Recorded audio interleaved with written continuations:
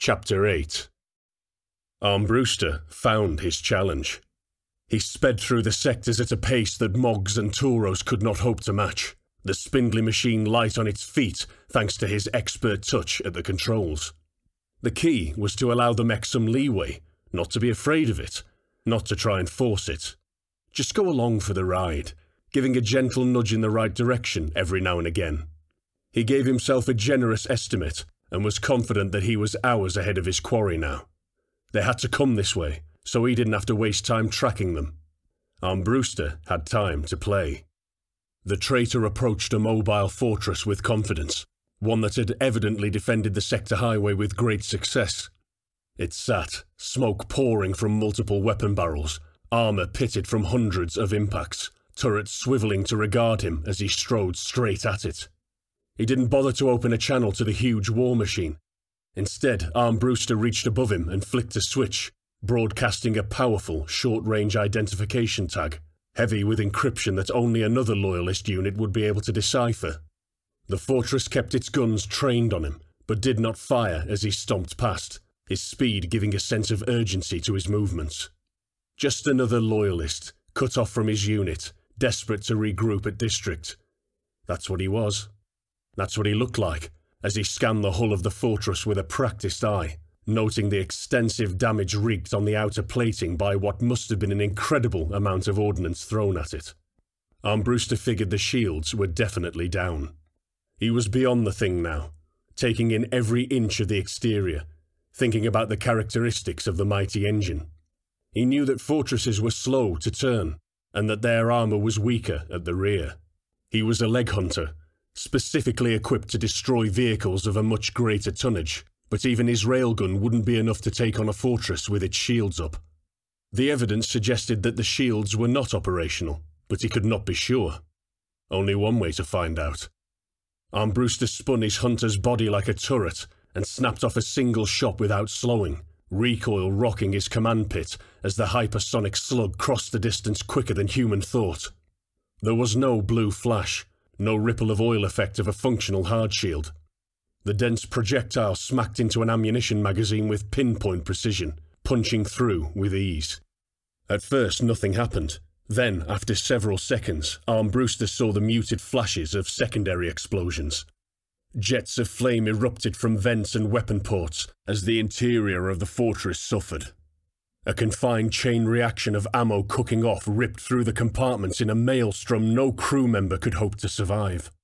As he rotated to face front, Armbruster liked to imagine the screams as the loyalists burnt at their stations. Serve them right for being too trusting in this most troubling time. But that wasn't the challenge. It met him head-on, at speed, and without warning, coming the other way. The hunter saw combat action of sorts as he approached, and was curious. There was a heavy traffic jam. Vehicles clustered to get through the sector gate, and had funneled themselves into a bottleneck as the various streets converged at the entrance. Horns honked, and raised voices could be heard through his audio feeds as the civilian exodus crawled along at the pace of a sump slug. Light wickered fitfully from the left, thrown against the concrete of the sector dividing wall. The out-of-sight explosion caught Hugh's attention. Some distance away, a civilian car was propelled into the air against a backdrop of flame, and something fast skimmed into view as the boom of sound reached him. One, then another, then a third vehicle sped along, following the course of the perimeter wall, chased by tracer fire. They were agravs of a kind, though much sleeker and efficient-looking than anything the army had ever produced, painted the colour of dry blood, and moving like nothing Armbruster had ever seen. They were firing into the densely packed traffic, chased by a group of corvid scrap mechs, heavy machine guns blazing away, uselessly converting ammo into brass. The trio of war machines strafed and swirled through the air, deftly avoiding the incoming rounds, whilst picking their shots at the crowded civilians with admirable precision. It was almost leisurely, the way they went about their murder. Armbruster had to shake his head to avoid being mesmerized by the alien things. He saw it in the way they moved, the way they ignored the threats with utter disdain as they gleefully murdered screaming civilians, who were by now climbing over each other in their attempts to escape.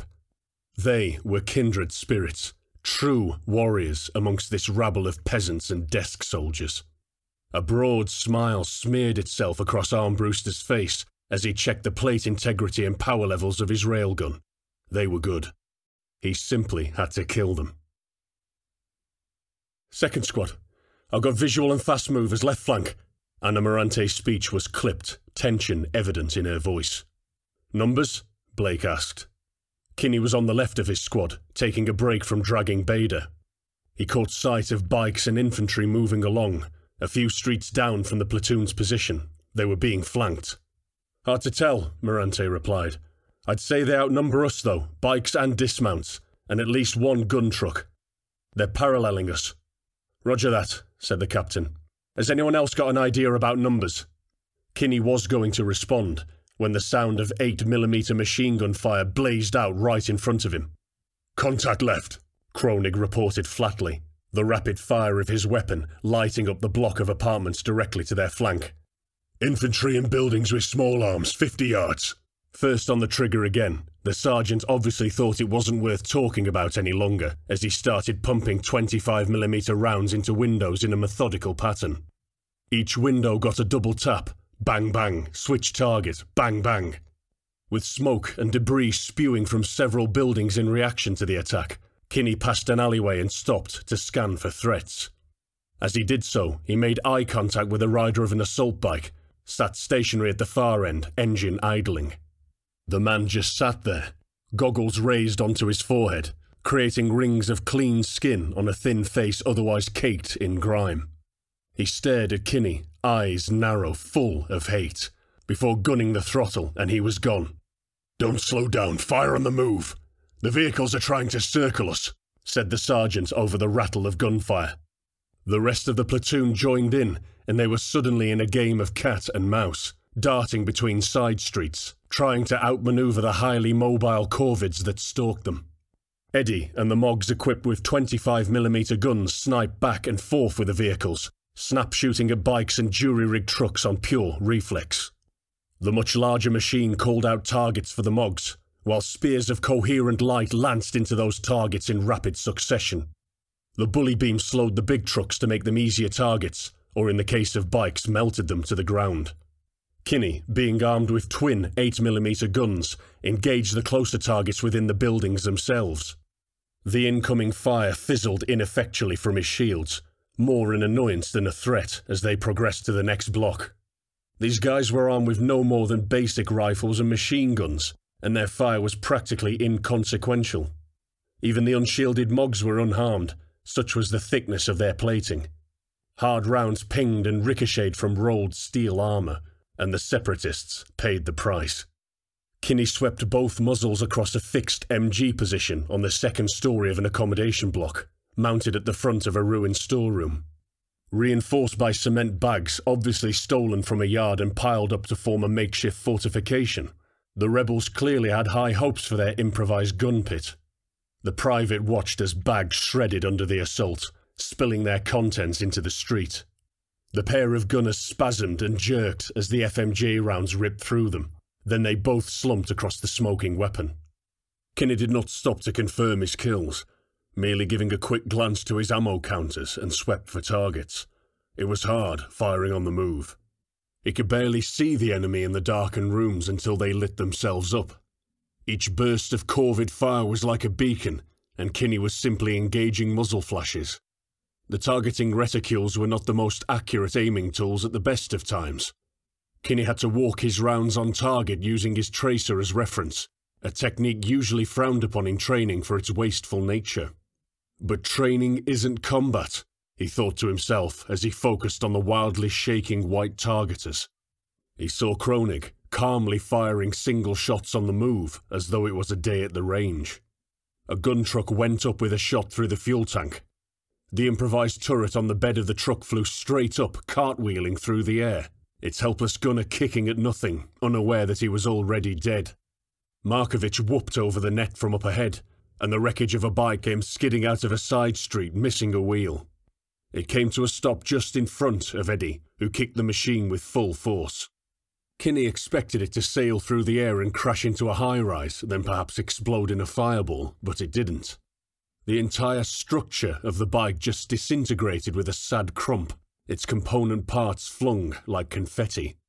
"Oh, did you see that?" Markovich yelled over the squad net. "On your left," Morante stated, before the pair of them opened up on a bold truck that was barreling down the same side street. Hundreds of holes appeared in its framework within a couple of seconds. The windscreen smashed, but the crew was hunkered behind the dash, driving blind. The truck smashed straight into Markovich, who simply braced himself. A great screech married a smash as metal collided, and the truck crumpled all the way up to its crew compartment as the jovial trooper put his shoulder into it, driving the engine block into the crew members and pinning their legs. Markovich skidded back along the ground, carving deep gouges in the concrete with clawed toes until the truck had run out of momentum, then stuck his gun arms through the opening of the windshield. The truck crew burst like blood-filled water balloons under automatic fire, coating the hardy Mog in a sheet of gore.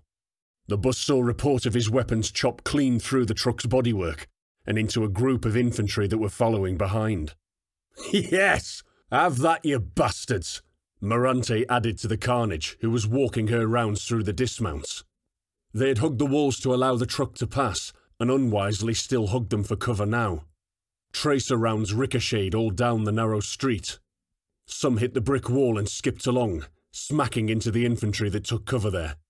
The combined assault from two Mogs firing chopped the unfortunate separatists into mince in short order, and second squad was soon cheering over the net. Kinny returned his attention to the next side street left of his own position. A front wheel, light glinting from a lightly armoured chassis, those same eyes again, filled with hate. Except this time the bike was facing him, and he stared down the barrel of a 25mm anti-material gun. "Sergeant Bike!" he reported, words lost to the noise as both he and the separatist fired simultaneously. MGs rattled, shell casings spewed from ejection ports, and the vibration pushed up Kinny's arms into his shoulders once again.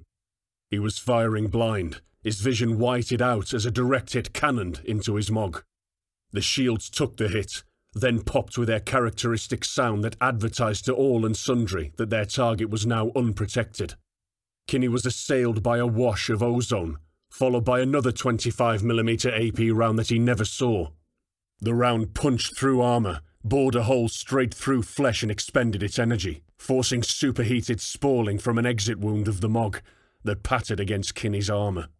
He heard the clang of fire against bare armour, and as Kinny's vision cleared, he saw the outline of a burnt Mog and let go of his triggers. Oh no. In Kinny's periphery, Sergeant Kronig advanced on the attack bike, firing a rocket salvo that erased it from existence in short order before resuming his advance. The young private looked at the blackened chassis stood in front of him, saw the bare-edged metal of the exit wound contrasting with the charred exterior, and tried to catch Bader as he fell. It was a clumsy effort, doomed to fail. Kinny couldn't get a grip, the relatively stumpy gauntlet of his suit unable to pass the barrels of his guns. As a result, armoured hands slipped on the Mog's power pack, feeling the heat of the exhaust as it pushed him back, and Bader crashed to a heap at his feet. Unable to form words, Kinny simply scrambled, manoeuvring the best he could to try and reach the emergency eject cord once again. "Leave him," Kronig growled over the net. "He's dead." Kinny ignored him and grit his teeth, getting a handhold of the melted lever. With a momentous strain that St. Martin would have been proud of, he tugged on the lever from his precarious position. One machine stooped over another, and immediately wished he hadn't. The cockpit plating punched open on hydraulic rams, revealing the carnage within. Bader's face was twisted in a desperate snarl, eyes wide with the supreme effort of a mortally wounded man protecting his friend. His legs were still strapped in place, but there was nothing of him from upper chest to waist, and his upper remains collapsed into his own lap as the remnants of his harness detached. Kinny tried not to gag inside his suit. Suddenly he was yanked to the side by a weapon arm, and Kronig kicked his Mog in the back, causing him to stumble forward. "I told you, boy, he's dead! Now move!" Kinny choked down bile as he attempted to move his legs. Tears streamed down his face. His legs felt like they were made of concrete. They just didn't want to go anywhere. "Don't be dead weight, trooper," Kronig said as he shoved past, opening up again on distant targets with controlled bursts. "How can you be so cold?" Kinny asked quietly, his voice shaking without malice. The sergeant did not hesitate. "Imagine the friends I've lost." And he was gone again, barking orders up and down the line. It wasn't supposed to be like this. They were meant to get Bader some medical help. Even if he was doomed, they could have at least made him comfortable. Maybe he figured out that he was on borrowed time, Kinny thought, and decided to die doing something heroic instead. He half heard Captain Blake issuing instructions over the net. Kronig reported the death of Bader. Heroic, he spat out loud to himself. There was nothing heroic about dying for a cause you had no faith in. But it was the Corvids that killed him, not the MPA. Everyone on Novo Solo had to complete their mandatory 2 years of service. Everybody knew this, so they all knew that they would be fighting brothers, sisters, daughters, and sons. And they're killing them anyway. Kinny shook, tears streaming down his face. It didn't make any sense. If they'd just negotiated, half the damn army would have downed tools and quit on the spot. So many lives could have been saved, instead of forcing the soldiers to defend themselves. Ranulph took a moment, stopping his stomach that threatened to coat the inside of his cockpit, and set his jaw. His political views were meaningless now. He had their blood on his hands, and the Corvids would kill him regardless. Kinny shook his head, accompanied by an incomprehensible yell of frustration, and followed his sergeant. Captain Blake played her bully beam across a group of infantry that had broken cover at her advance. Intimidated by Eddie's obvious power, they were scurrying to the next hardpoint they could see. The slowest members were superheated so fast that they disintegrated into smouldering swirls of dust, weapons glowing white-hot, clattering to the ground. Blake tracked the remainder as they leapt into the ground floor of yet another bombed-out accommodation block, and followed them in. How dare they, she thought, full of righteous fury. How dare they stab the system in the back, the system that supports their very existence. How dare they turn my own men against me. And all it took was a stupid contract from a corporation that nobody had ever seen. Eddie bull-rushed into the ruined building, bringing the ceiling down upon the Corvid infantry, burying them in plaster and concrete. Several grotty forms crawled from the mess, coughing and spluttering, wild eyes darting back and forth as they desperately searched for fallen weapons. Blake melted them to the floor. Clouds of brick dust diffused the beam enough so that the air itself inside the building caught fire, bathing Eddie in a short-lived breath of flame, making it appear as though the machine was a dragon from legend. Vermin.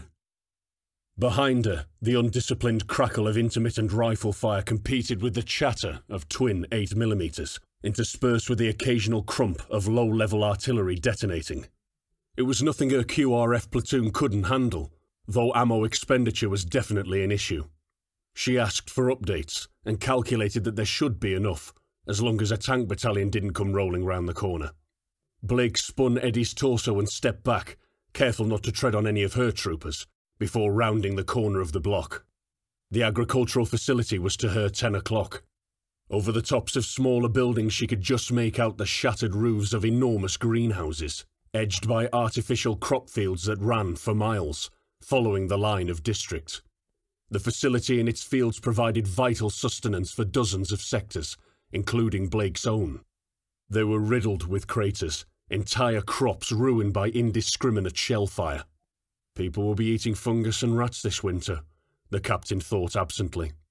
Infantry and what appeared to be Junker Mogs scrambled among the churned muck, attempting their own attack against District HQ. The flank was meant to be uncontested. No matter, that was their way in. All call signs, do not stop. We're approximately 1 mile out from the eastern entrance. We will approach in extended line. First squad to my left, second to the right. All call signs confirm. She got a pair of breathless responses from her squad leaders, accompanied by the whine of servos and clanging of small arms fire against unshielded Mogs. It sounded like heavy hail against a tin roof. What's the status on our wounded? Is he still moving? Negative, Kronig reported. Bader is KIA, AP round. Damn it, she said to herself. But then, Bader's death would speed them up somewhat and allow all legs to focus on the mission. She cursed herself for the thought, but maybe he would help them more in death than he could have had he continued to cling to life.